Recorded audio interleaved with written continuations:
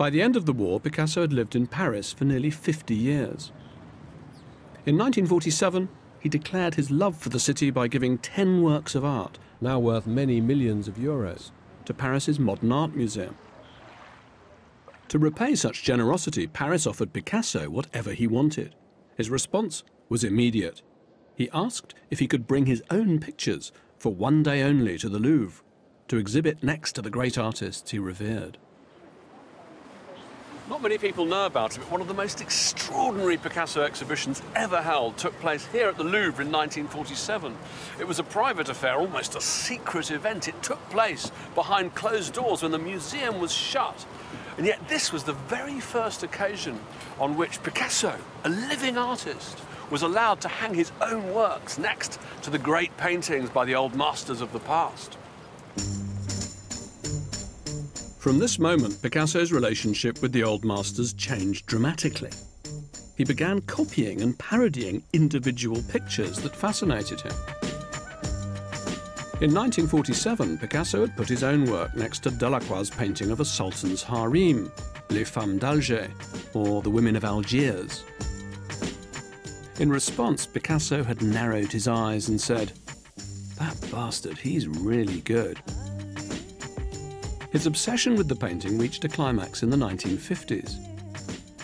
Reworking the old masters had suddenly become Picasso's way of exploring his own deepest emotions.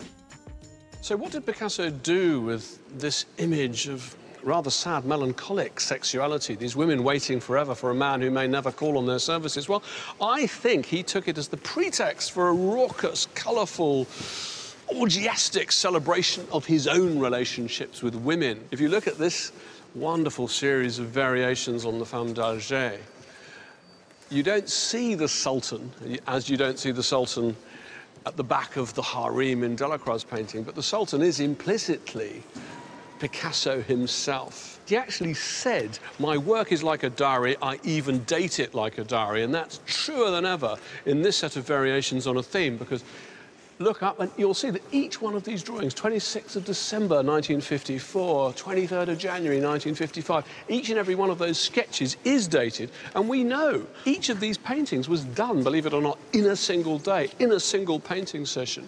But here, this, I think, is where the whole sequence comes to a climax, and I like to think of this as the photographic negative, almost the black and white film version. And here, in the final, full Technicolor version, this is where he sort of finally realises what the Femme d'Alger actually means to him.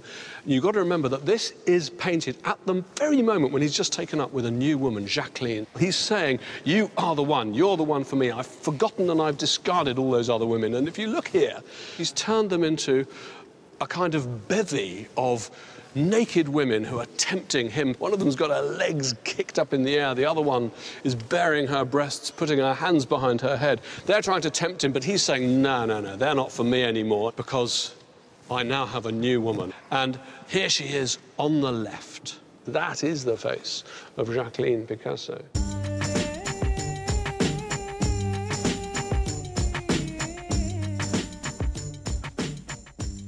I suppose the bottom line would be, why?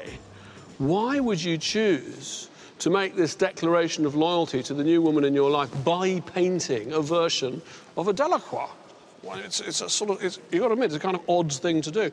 I think it was his way of trying to make himself and all the people in his existence into larger-than-life characters. It was his way of trying to be like a figure from myth.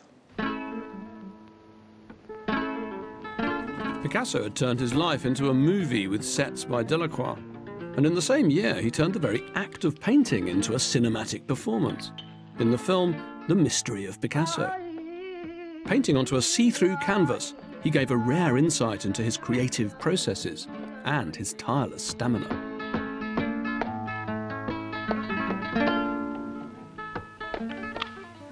Alors, qu'est-ce qu'on fait?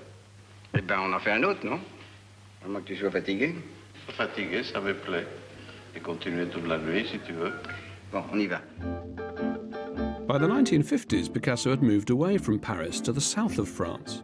But all the paintings he'd loved in the city were constantly in his thoughts, like a museum in the mind.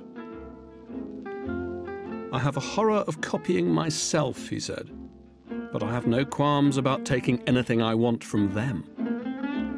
So the old masters became outfits in his wardrobe. On a weekday, he could be Rembrandt. And maybe, if he was in the mood, Manet at the weekend.